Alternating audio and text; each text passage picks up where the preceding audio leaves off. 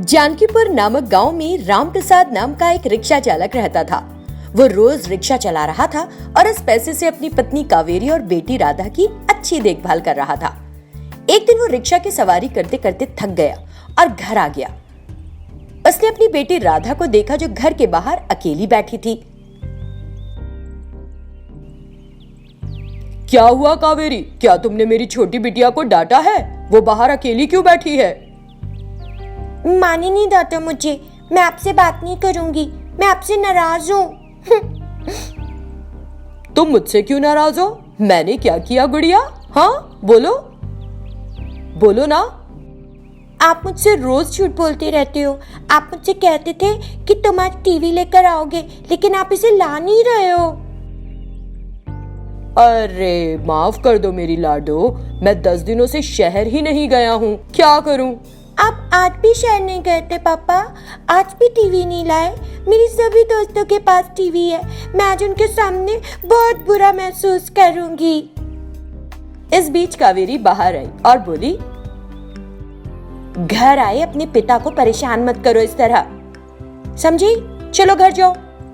दूसरे दिन भी उदास होकर घर लौटे रामप्रसाद ने राधा से कहा, मुझे माफ कर दो बिटिया, मैं आज भी टीवी नहीं लाया। हमारे रिक्शा में कोई बैठ ही नहीं रहा है।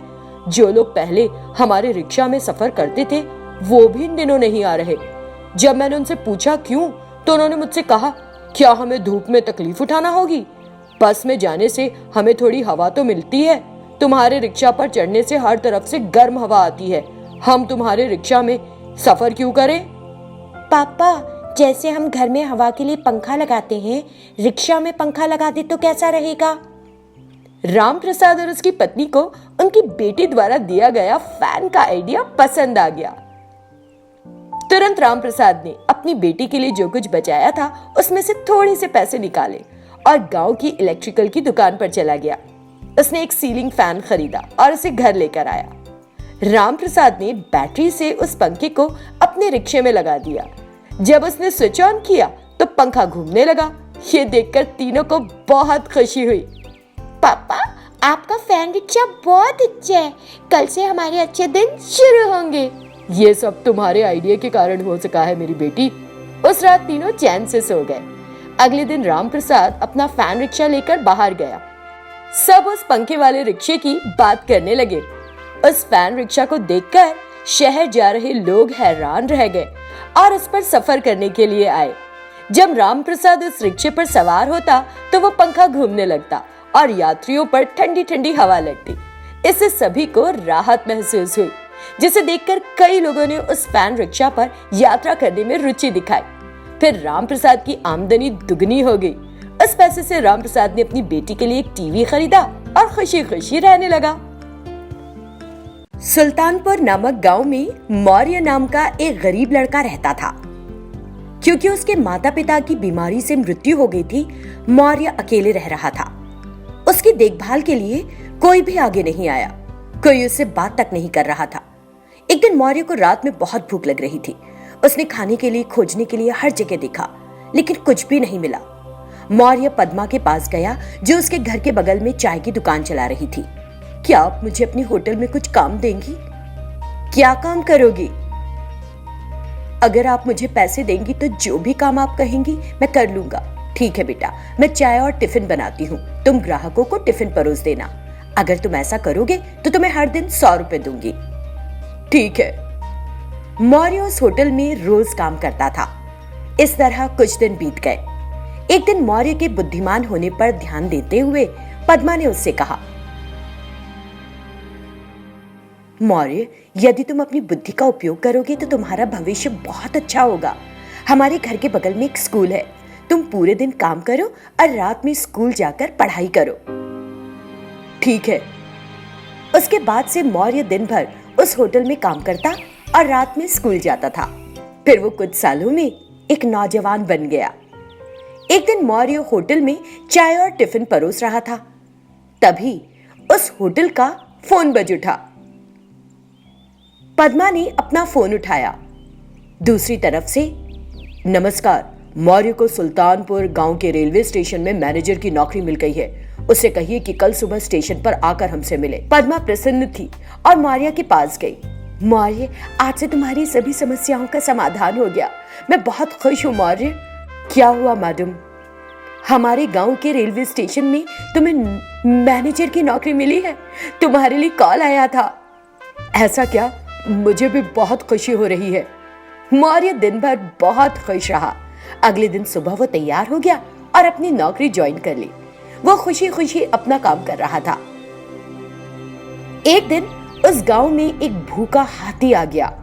हाथी को देखकर सब भाग खड़े हुए। कुछ लोगों ने उस हाथी को पीटने की कोशिश की, लेकिन मौर्य ने उन्हें रोका और कहा, रुको रुको, ये हाथी भी हमारी ही तरह एक प्राणी है। हाथी को बहुत भूख लग रही होगी। इतना कहकर उसने कुछ केले लाकर उस हाथी को दे दिए।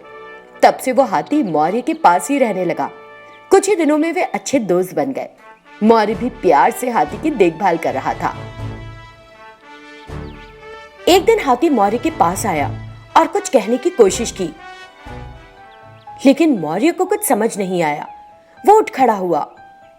वहां मौर्य ने देखा कि रेलवे ट्रैक टूट गया है। तभी मौर्य ने उस ट्रैक पर ट्रेन के आने की आवाज सुनी। ये सुनकर मौर्य लाल रंग का झंडा लहराता हुआ ट्रेन की ओर दौड़ने लगा। उस ट्रेन के चालक ने उसे देखा और ट्रेन को रोक दिया। वो ट्रेन मौर्य और हाथी के सामने आकर रुक गई। ट्रेन का चालक तुरंत ट्रेन से उतरकर मौर्य के पास आ गया। क्या हुआ? ट्रेन क्यों रोक दी? मौर्य ने उसे एक टूटे हुए रेलवे ट्रैक के बारे में बताया। सभी को इस बात का पता चला और उन्होंने मौर्य और हाथी की तारीफ की। तब से सभी ग्रामीण हाथी को प्यार करने लगे और उसकी देखभाल भी। वे हाथी को प्रतिदिन जितना हो सके उतना भोजन देते और सुखी जीवन व्यतीत कर रहे थे। विक्रम सुल्तानपुर नामक गांव में रह रहा था और कैब ड्राइवर का काम करता था। वो अपनी पत्नी और बच्चों को बस मेहनत से कमाए पैसे से पाल रहा था। एक दिन विक्रम अपनी कैब में सुधीर नाम के एक यात्री को ले जाता है। अगर तुम इस तरह गाड़ी चलाओगे तो मैं आज ऑफिस नहीं जा पाऊंगा। इस सड़क पर तेजी से चलाना मुश्किल है सर। ये फालतू बातें मत करो, पहले कार ठीक से चलाना सीखो।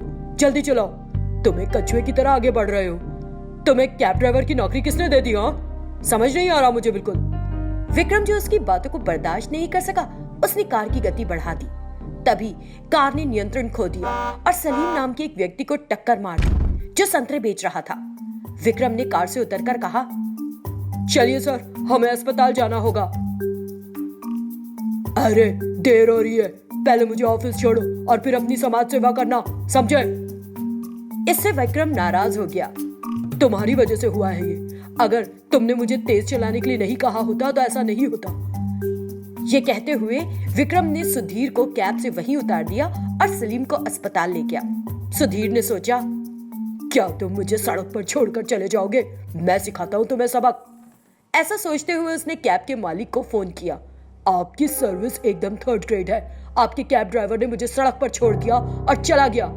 सॉरी सर, मैं हमारे ड्राइवर द्वारा की गई गलती के लिए माफी मांगता हूँ। हम इसे फिर कभी नहीं दोहराएंगे।